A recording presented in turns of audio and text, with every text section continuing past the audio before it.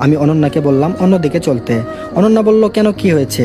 আমি অনন্যাকে কানে কানে বললাম, এখানে আমাদের আগের কলেজের ছাত্র প্লাস শিক্ষকদের দেখা যাচ্ছে, আর তার সাথে জান্নাতও আছে। তখন আমরা অন্যদিকে মোড় নিলাম। কথায় আছে, যেখানে বাঘের ভয় সেখানে সন্ধ্যা হয়। আমি পরে গেলাম পুরনো বন্ধুদের সামনে, আর তাদের সাথে জান্নাত। একজন বলল, কিরে আবির, কেমন আছিস? তোরে দেখি না কতদিন ধরে, তুই নাকি তোর ভাইয়ের সাথে রাগারাগি করে চলে এসেছিস? আমি বললাম, না মানে এমনি। খেয়াল করলাম জান্নাত নিচের দিকে তাকিয়ে আছে। তাকে প্রথমে দেখে মনে হয়েছিল সে হাসি খুশি, কিন্তু এখন দেখে মনে হচ্ছে মনটা অনেক খারাপ। সত্যি বলতে মেয়েদের মন বোঝা অনেক কঠিন। আমি বললাম, ভালোই আছি, তা তোদের খবর কি? কিছুক্ষণ পরে আমার ফোনে একটা কল আসলো। আমি বললাম, আমি আসতেছি। কিছু সময় আগে আমার বন্ধুদের সামনে যখন পড়ি তখন অনন্যাকে বলেছি আমাকে কিছুক্ষণ পরে একটা কল দিবা। অনন্যা বলল ওকে। আর অনন্যা আমার সাথে যারা এসেছিল তাদের নিয়ে চলে যায় কিছু একটা দূরে। বললাম, আমি আসি রে, এখানে একটা কাজে এসেছিলাম, বসে ফোন দিছে তাই যেতে হবে। আসার সময় জান্নাত কিছু বলতে চেয়েছিল কিন্তু আমি শুননি। অযথা তার মায়ে পড়ে লাভ নেই, সে তো ছলনাময়ী। আর তাকে তো আমি ভালোবাসতাম, কিন্তু এখন ঘৃণার বসবাস। আমি চলে আসলাম আমাদের বন্ধুদের কাছে। তারা জানতে চেয়েছিল কে ওরা। আমি বলেছিলাম আগের ফ্রেন্ড। সেদিন ঘুরে ছবি তুলে চলে আসলাম হোটেলে। এভাবে এক সপ্তাহ ঘুরে আমরা চলে আসলাম। আর জান্নাতরা ওখানে যেই কয়দিন ছিল আর দেখা হয়নি। আমার দিনগুলো ভালোই যাচ্ছিল, আর কেটে গেল কয়েক মাস। এর মাঝে আমার বার্ষিক পরীক্ষাও শেষ হয়েছে। এই কয় মাসে অনন্যাদের কোম্পানি বাংলাদেশের টপ 15 এর মধ্যে 13তমতে এসে গেছে। আজ পরীক্ষায় রেজাল্ট দিবে। পরের দিন সকালে কলেজে যাওয়ার জন্য রেডি হয়ে নিচে আসলাম। তার কিছুক্ষণ পর অনন্যা আসলো। আমি তার দিকে তাকিয়ে অবাক, কারণ তাকে আজকে অনেক সুন্দর লাগছে। কারণ আমি তাকে শাড়ি পরতে দেখিনি কখনো। আজ একটা নীল শাড়ি পরেছে, সাথে হালকা সাজ। অনন্যা আমার সামনে এসে চুরি বাজালো। তখন আমার ধ্যান ফিরলো। আমি কিছুটা লজ্জা ফিল করলাম। আমি বললাম, আজকে এত সাজ কি কারণে? অনন্যা বলল, হি হি, পরে জানতে পারবে। আমি আর অনন্যা বাসা থেকে বের হয়ে একটা রিক্সা নিয়ে কলেজে চলে আসলাম। আমরা সবাই আড্ডা দিচ্ছিলাম। কিছুক্ষণ পরেই রেজাল্ট বের হবে। তো কিছুক্ষণ পরে রেজাল্ট দিল। আমাদের সবার ভালো রেজাল্টই হলো। যদিও আমি প্রথম হয়েছি আর অনন্যা দ্বিতীয়, আর বাকি যে কয়জন ছিল সবার রেজাল্ট টপ 20 এর মধ্যে। আর কিছুক্ষণ আড্ডা দিয়ে কলেজ থেকে বের হলাম, আর যে যার গন্তব্যে রওনা হলো। তখন অনন্যা বলল, চলো আজকে এক জায়গায় ঘুরতে যাব। আমি বললাম, কোথায় যাবে? অনন্যা বলল, গেলেই বুঝতে পারবে। আমি বললাম, আচ্ছা ঠিক আছে চলো। পরে একটা রিক্সা নিয়ে অনন্যার কথা মতো একটা জায়গায় গেলাম, আর তা ছিল পার্ক। আমি বললাম, তা তুমি আমাকে এখানে নিয়ে আসলে কেন? অনন্যা বলল, চলো ভিতরে। আমি ভিতরে গেলাম। কিছুক্ষণ কথা বলে অনন্যা বলল, আচ্ছা তোমাকে একটা কথা বলি, কিছু মনে করো না। আমি বললাম, বলো, কি বলবে? অনন্যা বলল, জানি না তোমাকে কেন আমার এত ভালো লাগে। তুমি কি দিবে তোমার হাতটা ধরতে? প্রমিস, ছেড়ে যাব না কখনো। আমি সত্যি তোমাকে ভালোবেসে ফেলেছি। পারবে কি আমাকে তোমার জীবন সঙ্গী করতে? I love you so much. Ananya এক নিঃশ্বাসে কথাগুলো বলল। আমি ওর দিকে তাকিয়ে থাকলাম। আমি ওর দিকে অনেক দুর্বল। কিছুক্ষণ চুপ থেকে আমি বললাম, আমাকে একটু ভাবতে দাও। অনন্যা বলল, আমি তোমার জন্য সারা জীবন ওয়েট করতে পারবো। এটা বলে হাঁটতে শুরু করলাম। অনন্যাও আমার সাথে ছিল। আমি ওর সাথে যতটা সম্ভব স্বাভাবিক আচরণ করলাম, যদিও আমি আগেই বুঝতে পেরেছিলাম সে কিছু একটা করবে। তারপর একই রিক্সাতে আবার বাসায় চলে আসলাম। সেদিনের মতো দিনটা ভালোই কাটলো। রাতে আমি একটা চিঠি লিখলাম। এদিকে আঙ্কেল মনে মনে বলে, আমি একজন বিশ্বাসী লোক পেয়েছি, তার সাথে আমি অনন্যার বিবাহ দিব। একদম আমার মনের মতো ছেলেটা। পরের দিন সকালে অনন্যা তাড়াতাড়ি ঘুম থেকে উঠে পড়ে, আর আমার রুমের দিকে এসে দেখে রুমে হালকা চাপানো, ভিতর দিয়ে লক করা ছিল না। কৌতূহলবশত সে রুমে প্রবেশ করলো। রুমে গিয়ে দেখে আমি নেই। ওয়াশরুমের দরজা খোলা। সে ভাবলো এত সকালে সে কোথায় গেল। তখন তার চোখটা টেবিলের দিকে গেল। মোবাইলের নিচে একটা কাগজ আটকানো, আর তাতে একটা নোট লেখা। আর অনন্যা নোটটা পড়তে লাগলো। আমি অনেক আগে থেকে তোমাকে লাইক করতাম, আর তুমি যে আমাকে ভালোবাসো তা আগে থেকে আমি জানি। কিন্তু কিভাবে জানতাম জানো? আমি তোমার ডায়েরিটা পড়ে জেনেছিলাম। আর হ্যাঁ, তুমি ওই দিন তোমার এক আত্মীয়ের বাড়িতে গিয়েছিলে, আর আমি একটা বই খুঁজতে তোমার রুমে গিয়েছিলাম, আর সাথে ডায়েরিটা পাই। তোমাকে না জানিয়ে ডায়েরিটা নেওয়ার জন্য সরি।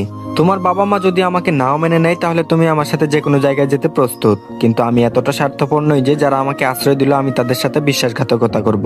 আর হ্যাঁ, তুমি নিজের যত্ন নিও, আঙ্কেলের কথা অনুযায়ী চলো। আর উনি যার সাথে তোমার বিয়ে ঠিক করেছেন তাকে বিয়ে করো, বেঁচে থাকলে আবার দেখা হতে পারে। আমি চললাম অজানা কোনো গন্তব্যে। ইতি, তোমার আবির। এটা পরে অনন্যা কাঁদতে থাকলো। তখন আঙ্কেল আসলেন। আঙ্কেল বলল, কাঁদছিস কেন? তখন অনন্যা আঙ্কেলকে চিঠিটা দেয় আর বলে, আবির চলে গেছে। আঙ্কেল চিঠিটা পড়ে বসে পড়লেন, আর বললেন, সে একবারও বলতে পারলো না। আর আমি তোর জন্য যে ছেলেটা ঠিক করেছিলাম সে আর কেউ নয়, সে আবির। আমি কি জানতাম সে চলে যাবে? অনন্যা বলল, আমি কিছু জানি না, তুমি আমার আবিরকে আমার কাছে ফিরিয়ে দাও। আঙ্কেল বলল, চিন্তা করিস না, তোর ভাগ্যে থাকলে এমনিতেই আসবে, আর আমি তাকে খুঁজে বের করব। অনন্যা বলল, তাই যেন হয়।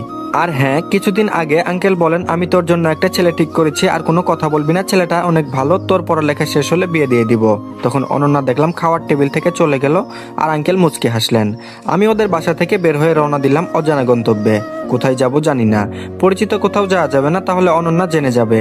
এইসব কথা ভাবছিলাম আর হাঁটতেছিলাম, তখন একজনের সাথে ধাক্কা খেলাম, আর আমি তার দিকে তাকিয়ে আছি। ছেলেটা বলল, আজব তো, দেখে চলতে পারেন না? আমি কিছু বললাম না। তখন ছেলেটিকে আমার দিকে তাকিয়ে আবার বলল, ভাই আপনি? আমি বললাম হুম। ছেলেটা হলো নাইম, ওই যে ছেলেটা অনন্যার মোবাইল ছিনতাই করতে চেয়েছিল। এখন নিশ্চয়ই বুঝতে পারছেন এই ছেলেটিকে।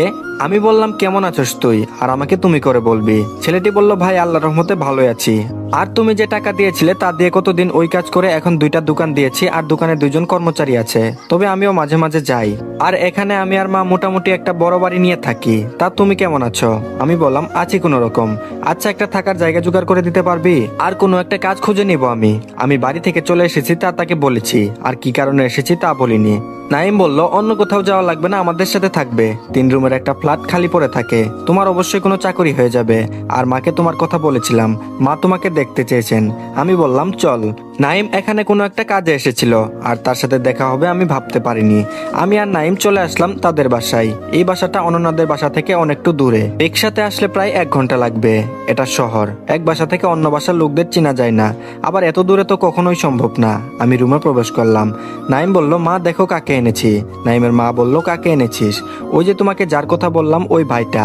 আন্টি আমাকে আপ্যায়ন করলেন, আর নাইম বলল সে বাসা থেকে রাগ করে এসে পড়েছে, তাই আমাদের এখানে থাকবে। নাইমের মা বলল, তাতে কোনো সমস্যা নেই, তার যতদিন ইচ্ছা থাকবে, কোনো সমস্যা নেই। আর আমাকে আমার রুম দেখিয়ে দিলেন। দুপুরে খাওয়া দাওয়ার পরে নাইম আমাকে নিয়ে একটা দোকানে গেল, কিছুটা বড় দোকান। ওখান থেকে কয়েকটা প্যান্ট শার্ট নিল, আর বলল এটা আমার দোকান। আমি বললাম, তাহলে তো অনেক উন্নতি হয়েছে। নাইম বলল, সেদিন আপনি আমাকে এই পথ না দেখালে হয়তো পারতাম না। তারপরে বাসায় চলে আসলাম। পরের দিন চাকরি খুঁজতে বের হলাম। আর চাকরির জন্য কাগজপত্র লাগবে, তাই কলেজ থেকে সার্টিফিকেট ও টিসি আনলাম এজন্য, যেন অনন্যার সাথে আর দেখা না হয়। চাকরি খুঁজতে খুঁজতে একটা পেলাম। অফিসটা খুব বড় না, মাঝারি, প্রায় 200-300 কর্মচারী রয়েছে। এখানে যে সকল প্রোডাক্ট তৈরি হয় তার সম্পর্কে ভালো ধারণা আছে, তাই যে সকল প্রশ্ন জিজ্ঞাসা করলেন সব সঠিক উত্তর দিলাম। যদিও আমি রায়ান চৌধুরী অফিসে তার দেওয়া কার্ড অনুযায়ী চাকরি করতে পারতাম, কিন্তু ওখানে আমি যাব না, কেননা ওনার সাথে আমান চৌধুরী বা অনন্যার বাবার ব্যবসায়িক সম্পর্ক আছে, যে কারণে ওনাদের ওখানে গেলে অনন্যা জেনে যাওয়ার সম্ভাবনা আছে, তাই সেখানে যাইনি। এখানে চাকরি সম্পূর্ণ হওয়ার পর কালকে থেকে চাকরিতে আসতে বলেছে। আমি অফিস থেকে বের হয়ে মিষ্টি নিয়ে বাসায় রওনা দিলাম। বাসায় এসে সবাইকে জানালাম আমার চাকরি হয়েছে, আর ওনারাও খুশি হলেন। যেহেতু চাকরি হয়ে গেছে, তাই আমাকে অন্য কোনো এক ভার্সিটিতে ভর্তি হতে হবে। বাসা থেকে প্রায় অনেক দূরে একটা ভার্সিটিতে ভর্তি হলাম, অবশ্য অফিস থেকে অনেকটাই কাছে। আর নাইমও এখন ইন্টার সেকেন্ড ইয়ারে পড়ে। পরের দিন সকালে নাস্তা খেয়ে রওনা হলাম অফিসের দিকে। আজকে অফিসে প্রথম দিন, সেভাবেই নিজেকে প্রস্তুত করেছি। অফিসে যাওয়ার পর আমার ডেস্ক দেখিয়ে দেওয়া হলো, আর আমি ওখানে গিয়ে বসলাম। আর তখন পিয়ন এসে বলল, স্যার আপনাকে তার রুমে ডেকেছেন। আমি বললাম, আচ্ছা আমি আসছি। এটা বললে পিয়ন চলে গেল। আমি বসে রুমের দিকে যেতে লাগলাম। এর মাঝে অফিসের কিছু বিবরণ দেই। এখানে সবাই আমার থেকে বয়সে বড়, আর শুনেছি বস নাকি অনেক ভালো। এর মাঝে আমি বসের রুমের সামনে এসে বললাম, স্যার আসতে পারি? জয় খান মানে আমার বস বলল, হুম আসেন। আমাদের বসের নাম জয় খান, আর উপাধি বা বংশের নাম খান। বয়সে আমার মতোই হবে। উনার বাবা তাকে সব বুঝিয়ে দিয়েছেন, বাবার একমাত্র ছেলে। জয় খান বলল, তা আপনার নামই তো আবির। আমি বললাম হুম। জয় খান বলল, এই ফাইলটা নেও আর সম্পূর্ণ করে দাও, আজকেই দিতে হবে এটা। আমি বললাম আচ্ছা। আমি বসের রুম থেকে গিয়ে আমার ডেস্কে বসে পড়লাম, আর স্যারের কথা মতো ফাইলটা রেডি করলাম। যেহেতু এই কাজে আমার ধারণা অনেক, তাই আমি কিছু সময়ের মধ্যে কাজটা করে ফেললাম। আমার কাজের গতি থেকে স্যার অবাক হলেন। স্যার বলল, এত তাড়াতাড়ি কাজ সম্পূর্ণ করলেন কেমনে? আমি বললাম, আমার এই বিষয়ে ধারণা আছে ভালোই, তাই পেরেছি। সেদিনের মতো আরো কিছু কাজ করে বাসায় চলে আসলাম। বাসায় এসে আমার জন্য একটা সারপ্রাইজ অপেক্ষা করছে, তা আমি জানতাম না, কেননা নাইম আমার জন্য ছোট একটা মোবাইল কিনে এনেছে, সাথে একটা সিমও আছে। আমার ফোন কেনার কারণ, আমি আগের ফোন অনন্যাদের বাসায় রেখে এসেছি। আমি ফ্রেশ হয়ে আরাফাতের কাছে ফোন দিলাম।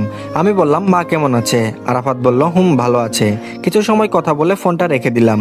এভাবে চলে গেল 3 মাস। এখন আমার প্রমোশন হয়েছে ম্যানেজার পদে। ধীরে ধীরে জয়দের অফিসটা অনেকটা বড় হয়েছে। এখন তাদের কর্মী প্রায় 1000।